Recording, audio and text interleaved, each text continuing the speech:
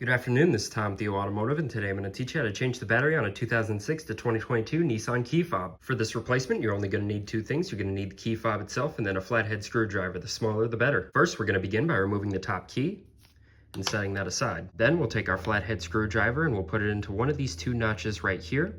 I'm going to choose the left one for this demonstration, and it'll just open it up from there.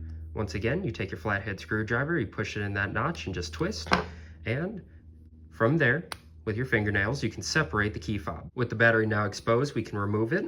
We're just going to take our flathead screwdriver, move under, and it'll pop right out. Before installing the new battery, just make sure to check around and make sure there's no dust, rust, or any sort of other grime that could be throwing off the connection. We'll take our new CR2032 battery and have the positive side facing down. Then we'll take our button portion of the key fob and reassemble from there.